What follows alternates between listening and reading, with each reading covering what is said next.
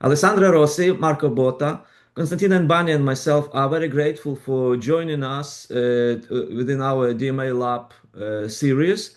Thank you very much and very warm welcome. Let me pass the floor to Constantino to present the topic, very appealing topic, which we will be discussing today. Sure, many thanks. Many thanks to Alessandra and Marco for joining us today, and many thanks to Alice for co-hosting this discussion. So today we will be discussing the role, if any, economics plays in the implementation and enforcement of the Digital Markets Act. Alessandra, Marco, and other authors have recently written a paper on the topic, and they will be talking to us about the impact of economics on the DMA. So without further ado, let me ask the first question, which is, how did we get here? Why are we discussing this topic? Why is it relevant? The floor to you.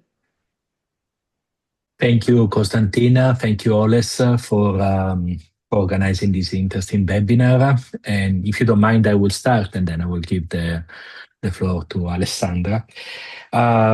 So why we got here? So I think the idea of the paper it's pretty simple. Is to understand whether and to what extent economics analysis has a role to play in the DMA. We look at the DMA from a very broad perspective. So we look at the legislative process of the DMA, at its early enforcement, essentially in the last 2 years, looking at the gatekeeper designation decisions and at the ongoing evaluation process conducted by the Commission. And from a theoretical perspective, in the paper, we rely on the law and economics literature on rules versus standard. So what we argue in the paper that initially, when you look at the DMA, it looks like a clear example of bright line rules, okay, while antitrust rather follow a standard approach. So when you have the rules are clear, they limit the degree of discretion for the side of the regulator. They are usually justified when there is a lot of uncertainty about market developments. The regulator does not know, let's say, how to behave, what to regulate, how to regulate. There is a lot of time pressure. But let's say the negative side of rules is that they don't allow for a correction of possible false negative and false positive mistakes that you have when you have clear-cut rules. Okay.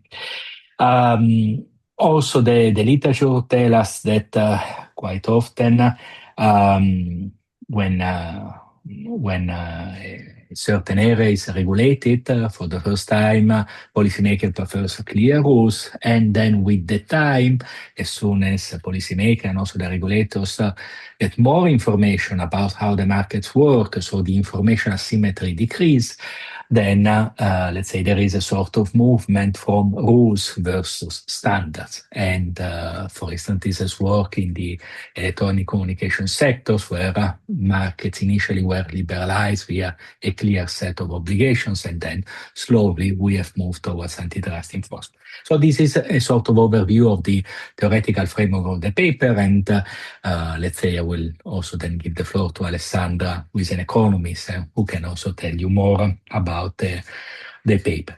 Then maybe I would like to spend a couple of words about the let's say the origins of the DMA. Is it true that there is no economic analysis in the DMA? I would say this is not true. Okay, so the starting point of the DMA is the well-known report, the Kremer report, published in 2019 by Professor Kremer, Professor De Montoy, and Professor Schweitzer, who essentially identified several problems in digital markets. Network effects, lack of or limited multi-homing, extreme dependency from the side of business users and users towards the platforms, and so on and so forth. So these are quite well known. And what they argue at the time in the report was a sort of strengthened antitrust enforcement. Okay, so introduction of rebuttable let's say, proof that digital platforms had a dominant position in the market, but they explicitly, let's say, said that they were against the idea of introducing any kind of public utilities regulation in digital market. This is clearly written in the conclusion. So they were in favor to a sort of standard approach to coming back to this distinction between rules versus standards. They were rather in favor of standards rather than rules. Then what has changed? What led us to the DMA? So I think essentially two things happened. So first we had the COVID pandemic, 2020, 2021, and let's say we all recognize the extreme dependence that we all have from digital platforms. And at the same time, so within the Commission, there have been a debate between DG Connect, DG Comp, DG Grow on what would have been the best way. If you probably remember, in June 2020, the Commission published two short impact assessments about a possible new competition tool and about what will become later the Digital Market Act. And let's say if the NCT would follow more a standards approach, the DMA was more in line with a sort of rules-based approach. And as we all know, the Commission then decided to abandon the project of new competition tool and to go for the DMA. So why this happened? So it was a sort of institutional choice. So I think the Commission realized that it was better at the time in terms of prediction of the rules, their administrability, also speed of enforcement, to go for a rules-based approach towards digital markets rather than going towards a standard-based approach. And this is in line with what the law and economics literature tell us, let's say, especially when we are talking about regulation of unknown markets, okay? So markets where you don't know so much how they work, what are the potential problems, and characterized by an information asymmetry, as I told you. So this is what I would say are the reasons why we have at the moment the Digital Market Act as it stands. And perhaps, Marco, we can talk a little bit about the remarks made in the DMA itself on the role of economics. Before we discuss the actual economics in the DMA, I think it is important for the audience to understand that some of the interpretive recitals of the DMA explicitly mention that gatekeepers cannot rely on market definition arguments to rebut the presumption that they are or that they are not gatekeepers. And they cannot rely on efficiency-related justifications. And these are obviously two possible streams that would underpin a competition analysis. Yes, indeed. This shows the difference between that classical competition law analysis, where you have relevant market definition, market power assessment, the theory of harm, consumer welfare analysis, and at the end, potential efficiency justification, with the DMA approach based on a closed list of core platform services, quantity thresholds to define a sort of proxy of market power, closed list of obligations, and no or very limited possible justification, clearly not based on efficiency considerations. Yes. Exactly. And I think that another important point to consider here is essentially the role or the nature of the obligations, including established in the DMA, which reflect the outcome of antitrust investigations, meaning the DMA largely relied on the fact that there have been several investigations followed by decisions that discuss the effects of the practices that then became prohibited practices in the DMA on the market. So they kind of assumed, as you correctly pointed out, that all these are practices that are harmful to consumers and platforms' business users. Yes, even though I would say that this list is not exhaustive. So let's say this is based on number of several investigations conducted by the Commission, by national competition authorities.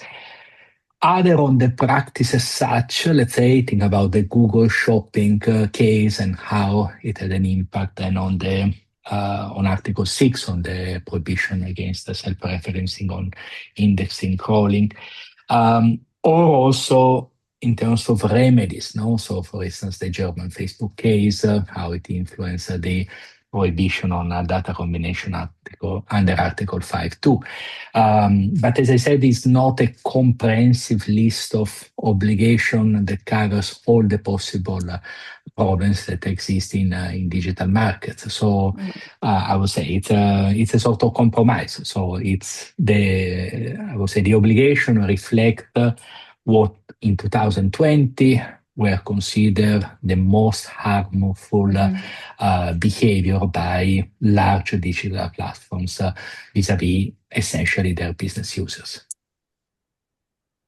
Can I ask you, Marco, a slightly maybe similar question, but addressed from the rather different perspective? If you look at the history of the DMA, we know that the shortcomings of traditional competition, ex-post competition enforcement were among the drivers for speeding up and making things quicker. And you refer to the reports for the European Commission. We have similar report for Competition and Markets Authority in the UK. And simultaneously, there was also a message which was very powerful at the time that there was a symmetry of power and competences between the stakeholders, and by giving such generous toolbox for the Commission, we will somehow make it more or less even, or we will mitigate this huge gap between the Commission and the skillfulness of defendants in traditional antitrust proceedings. So one of these toolboxes was discretion, or relative, I wouldn't say absolute discretion, but elements of interpret. So the opportunity to interpret things continuously depending how situation changes, and the ability to have this veil of indeterminacy of obligations, while the burden of proof is always on the defendants in the same the burden of compliance is on the defendants. And so my question is, don't you think that by using the standards, the vocabulary and the metrics of law and economics wouldn't be the case? We can somehow, by using this vocabulary, we mitigate or even eliminate the power of discretion, because no power of discretion can pass the test of law and economics analysis, because it is somehow a different ball game. Maybe Alessandra wants to Yes, can I contribute pick to that this? up? Yeah. I feel Yes. I feel pressure to Since answer. we are talking about law and economics. Yes. So let me put it this way. One key message that we want to pass through this paper by referring to the law and economics literature is exactly that it is a rational economic decision to do what has been done. So it can be interpreted as a rational economic decision to create a system where you have bright line rules, because that saves on adjudication, it saves on information costs, it saves on all the costs that we've been at play very clearly with the application of competition law, and that have told us that the system of competition law was not up to speed with the evolution of the market. So in a sense, with this paper, by using the law and economic framework, we are actually justifying the kind of framework that you are describing. So we are justifying the idea that there has to be a bit more discretion in the hands of the Commission, less case-by-case justification, less effects-based analysis at every step. Right. So that's basically our starting point. Perhaps before we move on to the more specific questions about the paper, you can tell us a little bit about the relevance of the paper, because the DMA review process is currently underway. Would one of you want to share a little bit of information about how you position the paper in the context of the ongoing review process, please? Yes, I can take it. Yeah, indeed, as you mentioned, Constantina, we wrote this paper at this moment to, let's say, contribute from our perspective, from an academic perspective, to this ongoing policy debate. So, under Article 53 of the DMA, the Commission is expected by 6th of May to publish a report addressed to the Parliament and the Commission and the Council on the DMA in terms of its enforcement since its entering into force in 2022. And suggest a possible modification in terms of list of CPS, which should fall under the scope of the DMA, list of obligation, and so on.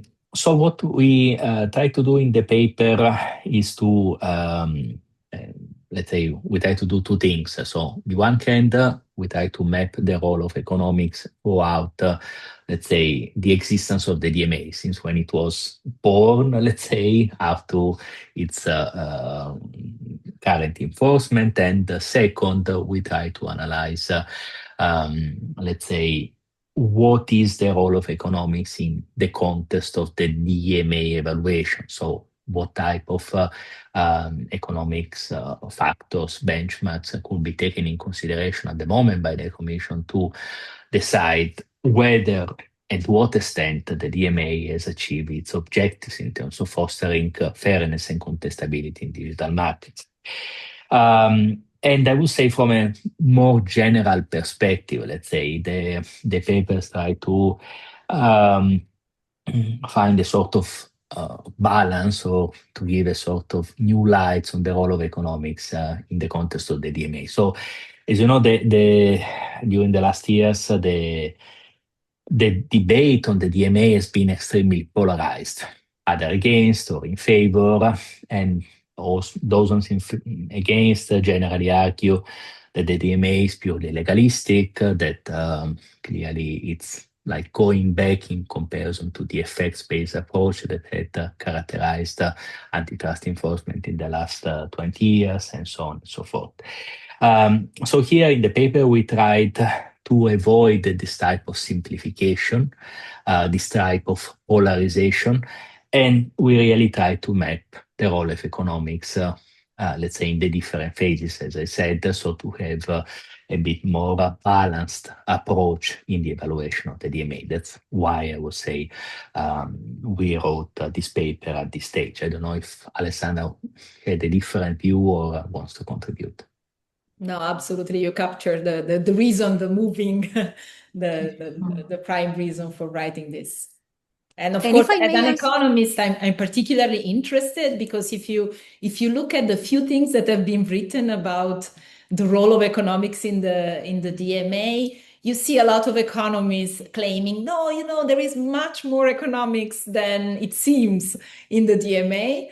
And we move, as I said, from a different perspective. So we move from the idea that there are good reasons why in this particular moment there is not so much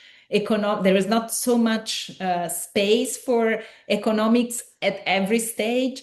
But this makes even more meaningful to look precisely into how economics has been used and also how it should be used from a broader like welfare point of view. I think you're making a very important distinction here, Alessandra, which I think is also very important for the audience to understand, that it's one thing to discuss about effects-based approach to DMA enforcement or competition enforcement on the one hand, and economics-based analysis, right? So the DMA is not devoid of economics, and this should not be the starting point of those who criticize the DMA that there are no economics in the DMA, because there are many different types of economics. They're just not effects-based, nor do they follow the approach adopted by competition authorities when they assess the abuses of dominance, for example. So that's, I think, a very useful distinction to make. I'm not sure whether Oles has other questions about the general arguments of the paper, or whether we should now move on to the more technical issues. Yes, perhaps let us move to the more technical issues, and maybe if I will have some specific things which I still have in mind related to the selected approach in economics, namely law and economics. Maybe I will connect them with the follow-up questions. So I think that one point that we might have already covered, but this is where we would welcome Alessandra's point of view, since she's the economist and surrounded by lawyers in the specific group. I think it would be important to understand the economic standard you had in mind and give us a few concrete examples of how the standard you had in mind in terms of how it should inform the DMA implementation and enforcement should actually be reflected in decisions, in specification proceedings, and so on, all the different types of enforcement we have in the DMA. Okay, thank you, Constantina, for the question. I couldn't really perceive if you said standard, singular, or standards. And standard or standards, yes. And I will start by saying precisely that what we have in mind is the plural form. So basically, the paper is about the sequenced use of economics within the context that we have just described. So within a context in which we do have bright line rules, right? So the relevant question becomes, how do you use economics for decision making at the different stages of the DMA operationalization? And our starting point is precisely that. It's the idea of asking whether, in a sense, we move from the idea that effects-based analysis has been rejected as an overarching test or an overarching standard to use. And we suggest that there is nonetheless the need to preserve some sort of effects-based analysis, because otherwise you drift towards just legalism, right? So formal application of rules, not substantial impact. And what this entails in practice is that we have tried to think about the different relevant economic questions that arise across the different stages of the DMA. And this naturally brings to the fore different issues that need different standards. So we do not have in mind a single test, a single typical test of what should be, how we should adjudicate, but more we've tried to look at the various phases, at designation, implementation, and especially the paper puts a high weight on evaluation. So let me try to map a little bit how these economic questions correspond to different standards. Please do. So the first stage would be designation. Here, the relevant economic question, what you really want to make sure is to avoid either under-inclusion of gatekeepers or core platform services or over-inclusion. So the standard is a sort of error correction standard. You have the bright lines that are based on quantitative thresholds, but you want to avoid that too formalistic reading of those thresholds prevents to capture relevant market realities or exclude gatekeepers you want to have in, or include things that shouldn't be there. So here, the relevant economic test and the type of evidence that you are going to mobilize, it's actually quite simple, because you need to look at market shares concretely in their evolution, and also at usage patterns. But you do not need to re-justify through economic-based to effects-based analysis anything else, right? So it's a very limited use of economics, if you wish.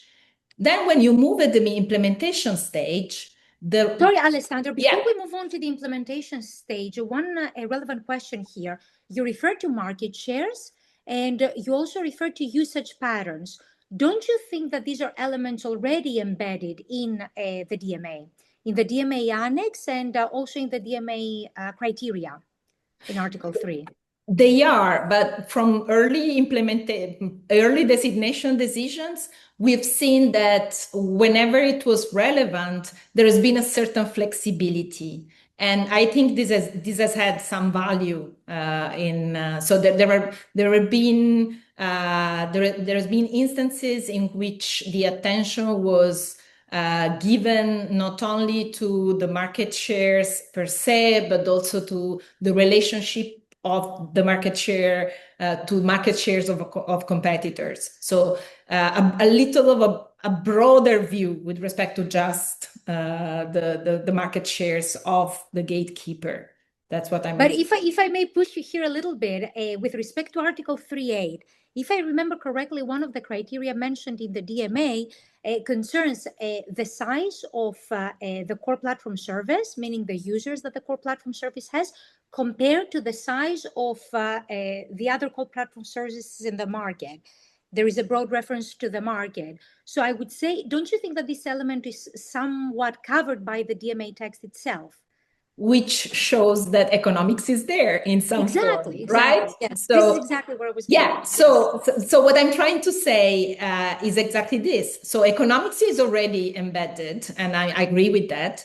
And there are certain areas where the economics that you need and relevant standard is already present in the text of the regulation. But then as we move down to the other stages, things get a bit more nuanced and more complicated. And murky so far. Yeah. Yes. And also you need certainly more evidence to really ensure implementation and a more sophisticated way of things. So let me move step by step. If we move at the implementation stage, what you need economic for is interpretation of the rules. Interpretation becomes more important. You need the language of economics to really translate the rules into something that has meaningful market effects. So you start needing economics to ensure the standard would be a standard of practical effectiveness of the rules. It's not anymore error correction. It becomes, I want to make sure that certain rules produce the desired effects. So if we want to make a concrete example, the area of interoperability obligations is perhaps the one that shows this more clearly. Alessandra, just to make sure that we understand you correctly, so now we're talking about the sphere of what the DMA calls effective compliance, right? Yes, effective compliance. By reference to the example of interoperability. Yes. And what you see with interoperability is that if you stick to just the letter of the law, so a simple formalistic interpretation, that's sure that you're not going to have concrete effects on the market, right? Because what you really want to know is whether a given type of compliance is really able to produce effects in the market by opening access in a way that competitors, complementers would take up, right? So there, you need economics for a much more subtle reason. You need to understand the mechanisms that translate the rules into the desired outcomes. You need to understand, for instance, with respect to interoperability, what are the real needs of business users, what are the language of switching costs, the language of like whatever it is that really stimulates investment. These are all things that need proper economic reasoning to understand exactly the mechanisms underlying things.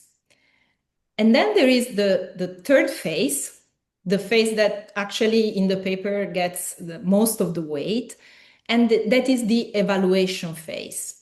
So at the evaluation phase, you really move a bit closer to analyzing impact. So the relevance standard becomes what is the impact of the DMA itself, what is the relevance of the DMA. So that is where the space for economic reasoning should be larger in our view, meaning that if we want, so one key message of the paper is this: if you have created a system of bright line rules, which is justified for the reasons that we said, you need to have to preserve a way of ensuring that the system is performing well. And for that reason, you need to learn from experience, and economics is the primary tool of learning. So you do need, that's where counterfactual analysis of effects becomes more relevant. Not easy, but more relevant for sure. And on that, because you said not easy, I would assume that you have already considered the role of behavioral economics, right? Yeah, at absolutely. least the impact evaluation stage that you talked a little bit about. Absolutely. So I've searched a little bit for the evidence that is already available, and I would say there are two types of evidence that you can draw on so far. One looks at broad concepts like impacts on innovation, even trying to estimate the impact on welfare of the DMA. And there is another category of works who is actually trying to look at behaviors, meaning concrete mechanisms, how firms react to the availability of certain opportunities for access when obligations are in place. So I would say that this second type of economic research is much more convincing now. So it's something that really starts explaining how things work. The other analysis at this stage is too speculative, is too early, too short a time. And perhaps, yes, go ahead, Olis. Yeah, I wanted just to maybe to pause a little bit with the way, with a very elegant way, how you explain why economics is needed, particularly positive approach, not normative, not necessarily normative approach. But my concern in this, maybe it's a hypothetical concern purely, or just a fixation on the past, is that I see some analogies with how what's supposed to be formalistic or form-oriented approach to abuse of dominance has been reinterpreted with guidance paper on 82 on exclusionary abuses. So the intentions were primarily to kind of to speed up the process and to arrange things which are not functioning well. Don't you? Is there a concern, both maybe Alessandra and Marco, that by subsuming the current flexibility of the Commission to their good intended standards of economics, which then can evolve or mutate into something much more rigid, we or the Commission, the DMA team, will become accountable, will give up this generous discretion which co-legislators have assigned it with, and become subsumed once it accepts this kind of in the form of some guidelines to these patterns which are much more difficult to prove. So essentially, wouldn't be the case that we introduce effect-based analysis or efficiency defense not through the prism of each specific compliance, but as a broader system more generally, saying, look, what is the efficiency in Article 5.2? Remember, Marco, we discussed this.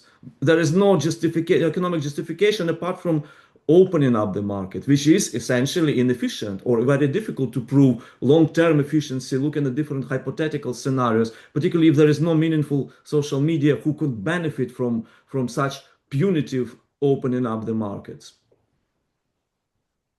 Can I take it up, Marco? Would that be okay? So let me ask you a question. So do you attribute to discretion a value per se, or is discretion functional to obtaining the objectives of the DMA? Thank you. That's a very important question for me because my answer would be quite surprising, I imagine, Alessandra. But it will require a little bit more time. I attribute the value to discretion itself.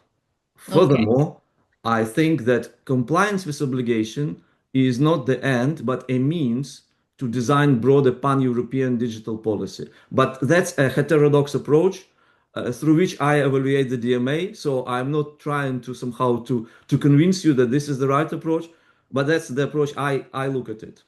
So I'll try to elaborate on my approach, which starts, well, as an economist, you normally try to find good means to obtain a certain end. And so my end is not discretion per se. My end, our end in writing this paper, and the underlying idea is not that discretion has a value per se. It has a value to the extent that it works for the purpose of achieving the DMA objective, so fairness and contestability.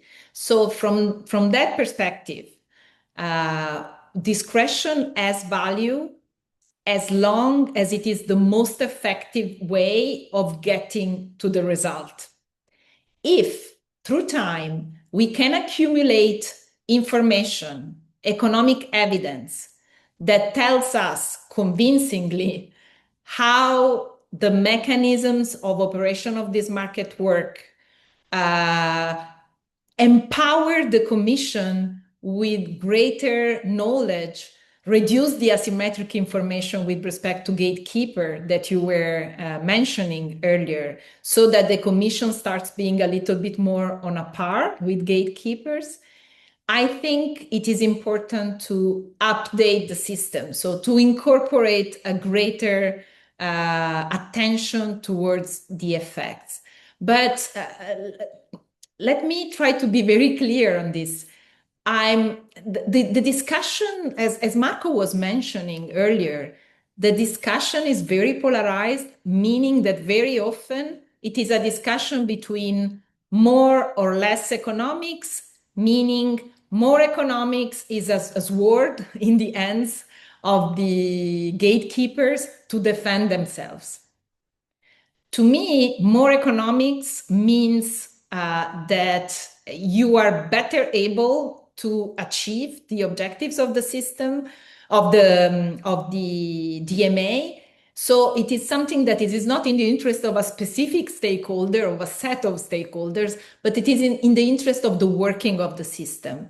But let me conclude just so that I don't sound too illuministic and too enthusiastic about economics. This is not to say, and we are super clear in the paper about that we are by any means now at a stage where this can happen. So now, because of a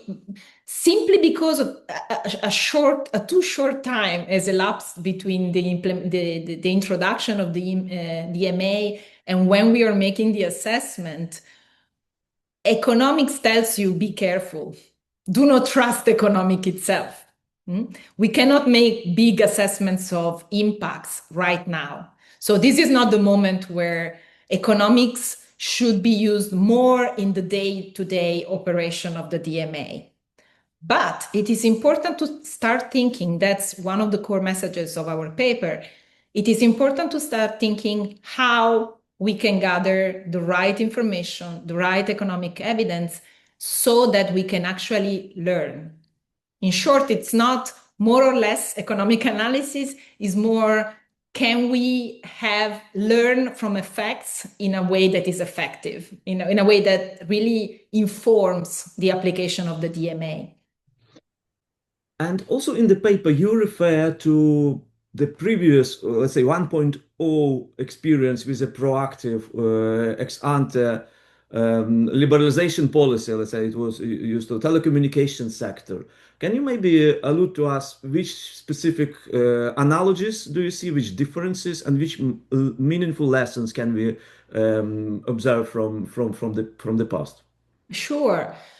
So the reason why the analogy is there is that I've been dealing, and also Marco, with telecommunications for ages. So it always comes to mind. So the part of the analogy comes from the fact that, as Marco was mentioning earlier, we've seen in telecommunications a little bit the same type of evolution, super bright lines, rules, very clear. Then we started including more economics, more effects-based analysis, which led progressively to reduce the number of markets regulated.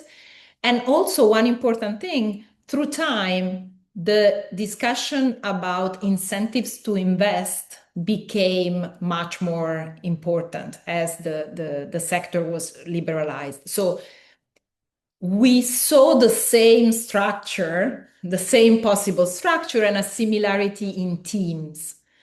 Of course, there are important differences. The telecommunication sector is a sector that is much less dynamic, much less complex and nuanced than digital in general. And also a super important distinction is that the digital regulations cover both European and non-European firms. So there is a geopolitical angle that was missing in telecommunication regulation, and that may change things. But given these caveats, the two things that we see might provide a teaching for the analysis of the DMA are the following. So the first is the evolution that I described in terms of the telecommunication sector came about also because there was an investment in the gathering of economic evidence, a conscious effort at understanding how the market works, and investing in the institutional capacity to do so. So to keep an eye on how the market was impacted. And I think this is something that we should replicate for the DMA. So we should start early rather than later to think about how we can leverage on the information and how to build the right kind of information that allows us to learn. And the second element, I think, even more important, I think that the history of telecommunication regulation is overall a success story. But at the same time, there is one particular angle that showed up a little late, perhaps. And that's the relationship between ensuring static access to the networks and preserving incentives to invest. So the issue of incentives to invest in innovation has been particularly important lately, very much also evoked with the Draghi report, for instance, but also in the past few years of telecommunication regulation, it has become much more important, but perhaps a little too late. So the second teaching would be focus clearly, broadly on effects on innovation as soon as possible. In this regard, I wanted to ask you maybe a little bit more sociological than economic question, but given how interdependent they are, about this culture of continuous compliance. The regulation of electronic communications emerged like 25 years ago or so, even earlier. And it's matured now, and we see permanent communication between the regulators and regulatees. Do you think that they are now using the same vocabulary? They built their own kind of communicative protocols which allow them to understand what each other want how to deliver it in the least kind of antagonistic fashion, in a collaborative fashion, or it is still a situation where the commands are imperative, prescriptive, and you comply just because you have to comply without somehow trying to search for a more collaborative form of coexistence. I think it's a bit hard to answer because the economic reality has changed so much. So the intensity of competition has changed very much through time. The way, the relevance also of many questions has changed. So the questions that we addressed years ago about access, boycott, or they, at least in the experience I have, particularly in Italy, these are not relevant anymore. So in a sense, the language has changed, but because it's less adversarial, perhaps there is another set of stakeholders that is, to which attention is much more prominent, and that's against the digital gatekeepers. So for the fair share debate. So I'm not sure if they've learned better to discuss and coordinate regulator and regulatees, or if the salience and the heat of the discussion has just gone down, in a sense. Yes. Perhaps one final point that I wanted to discuss, which is linked to the issue you mentioned about the incentive to innovate. And this is something that you tackle, albeit briefly in the paper, the nexus between the role of economics, obviously maintaining the objectives of the DMA, making sure that there is fairness and contestability vis-a-vis business users, the market more generally, and the incentive to innovate. Can you elaborate a little bit on the relationship on that nexus, if you will? Yeah, that's you're really putting the finger in one of the most important aspects of the reasoning. And I was mentioning before in talking about the telecommunication regulation that investment/innovation has been one thing, is one area to look at. So if we look specifically at the DMA, what you see is that innovation has really a primary role alongside the explicitly indicated objectives of fairness and contestability. But that's exactly a situation where, a context where the three things that we are trying to highlight with the paper come really to the fore. So that's an area where we think some effects-based analysis is sorely needed to understand what is going on. At the same time, it's also an area where it is particularly evident how limited the use of economics is.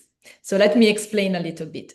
The lack of contestability and fairness is always highlighted in the DMA preamble and elsewhere as something that has a direct, immediate negative effect on innovation in the platform economy. So innovation is very prominent as a category to look at in the overall DMA.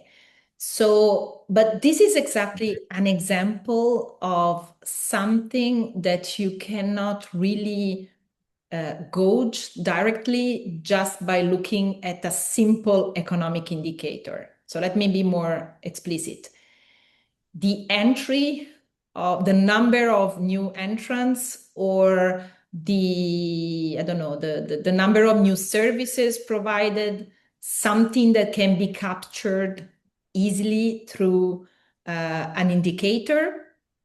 That's something that numerical, let's say. So in the type of dashboard exercises that are very common, this will not capture clearly the whole picture of how innovation is affected by DMA obligations.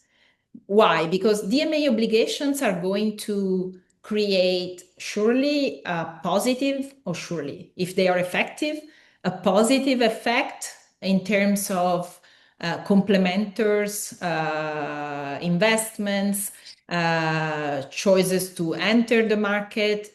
But at the same time, they also affect gatekeepers' incentives to invest, to amend the ecosystem they control. So you do have a trade-off, possibly. You do not know right now how strong. So you can describe it in the abstract, but you do not know how strong this trade-off is and how real it is. And it is also difficult to go from simple metrics. So this is why you need economics. That's exactly an area where economics should be brought in, because otherwise you are missing something. But it is not true that economics, especially now at this stage, with only a few years of existence of the DMA, it is not possible to think about economics as a tool that will solve the trade-off questions once and for all.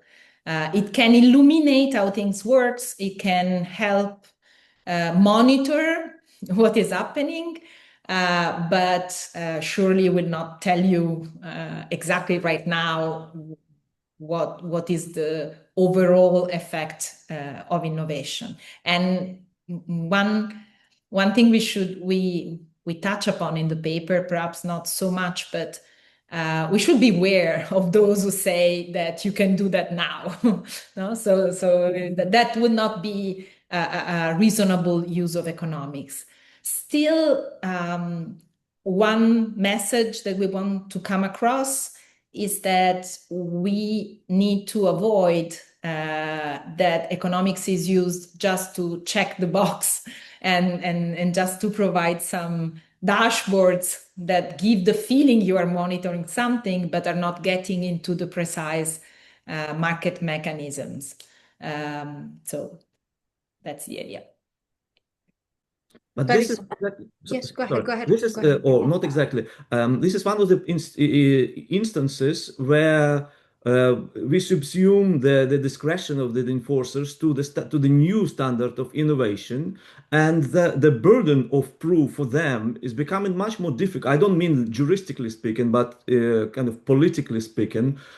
Because you can easily point to the situations how DMA suppresses innovation. In the long run, it's not about making European markets more innovative per se. It's about who will be the maker of this innovation, because the gatekeepers are the most innovative companies by definition, at least in the current situation. And by putting a heavy backpack with obligation upon their strong shoulders, we obviously almost mechanistically make them weaker, and their incentives to innovate weaker, enabling the choice, the opportunity to enter and scale up for horizontal entrance, or giving more oxygen to business users. So innovation-wise, the DMA is suboptimal, in my view, probably, at least in the short run. Or it's very easy to make this argument if you are interested in making this argument, let's say. So why do we make the DMA more vulnerable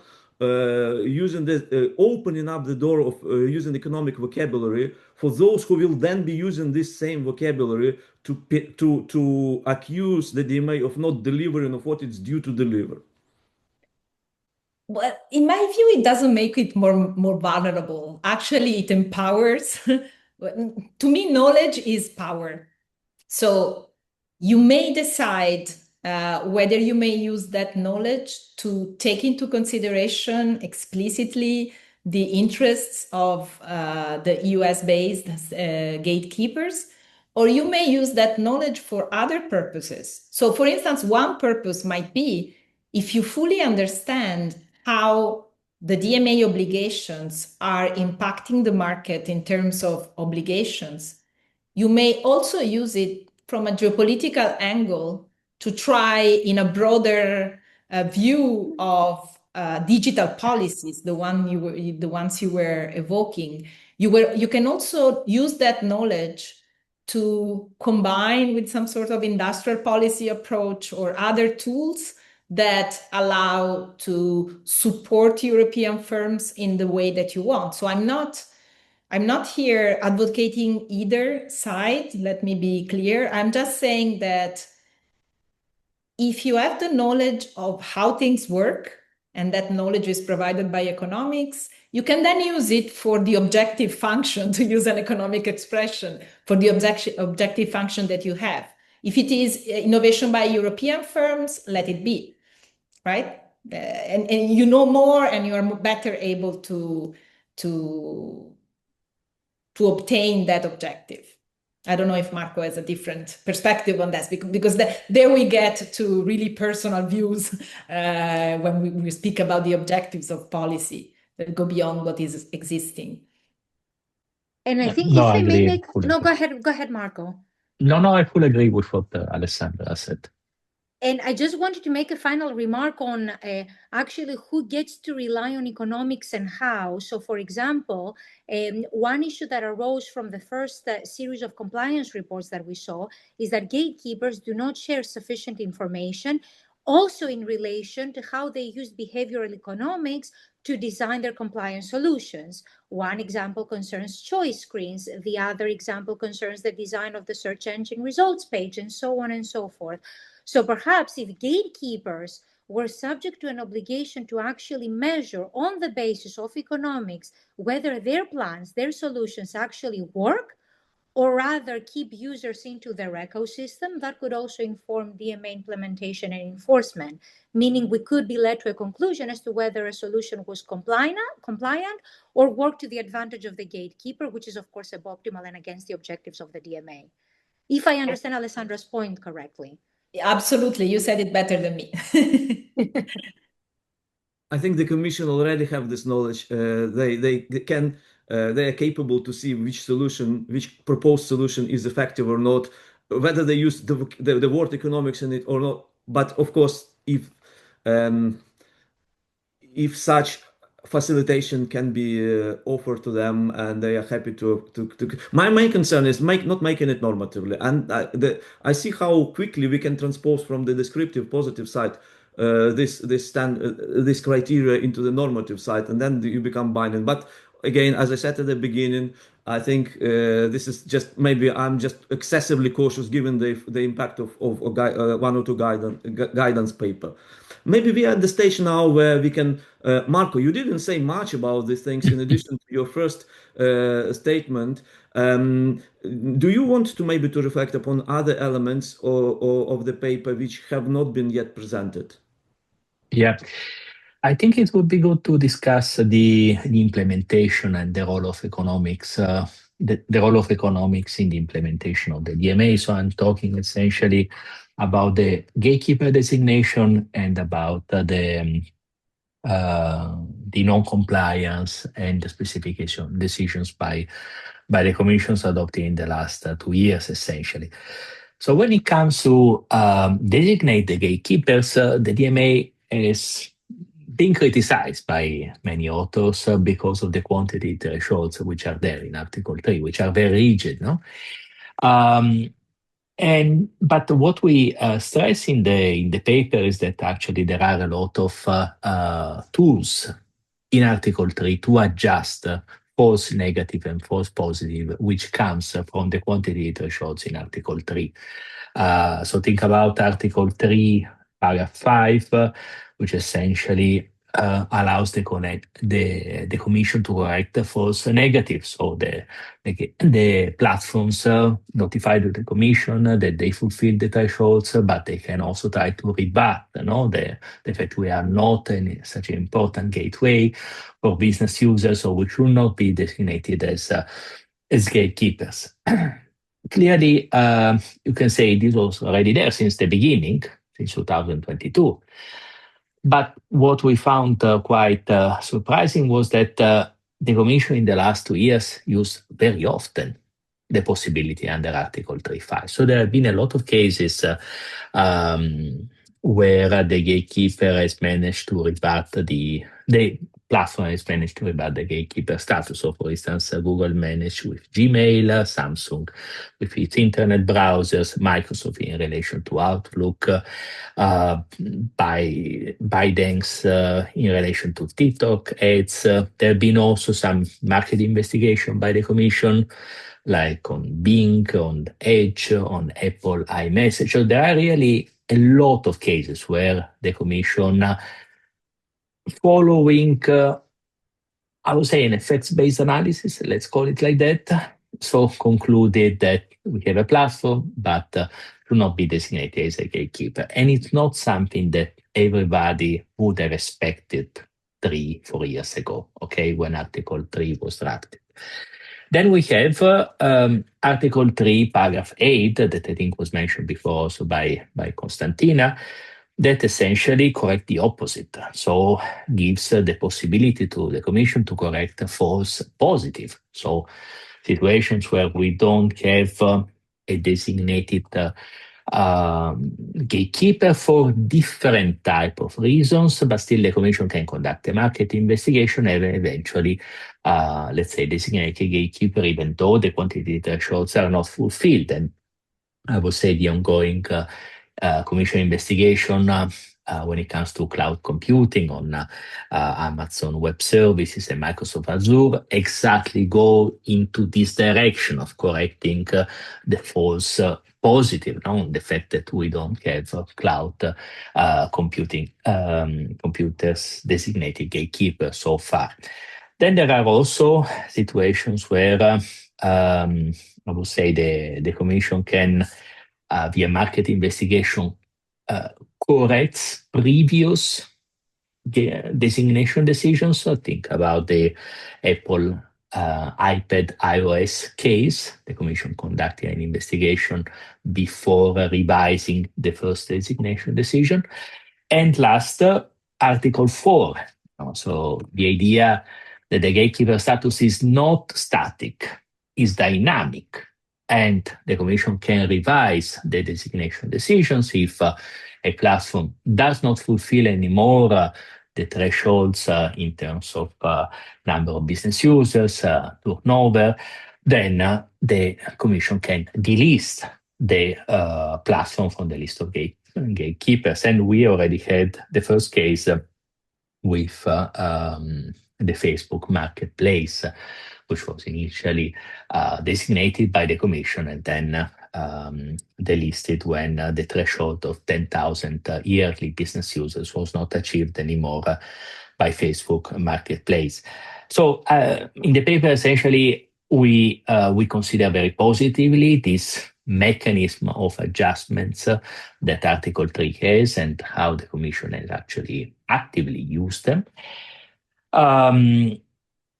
While when it comes to the non-compliance decisions and partial specification proceedings, the approach of the Commission has been different, more legalistic, I would say. So, for instance, if we look at the Meta consent versus pay decisions, but even the Apple steering case, these are very much based on violation by the gatekeeper of the wording of Article 5.2, of Article 5.4, of the DMA preamble, but there is very little economic analysis also in the decision of the Commission. So I don't know, there is, for instance, in the Meta consent versus pay case, no assessment from a behavioral economics point of view of whether and to what extent the users would switch to a different type of subscription system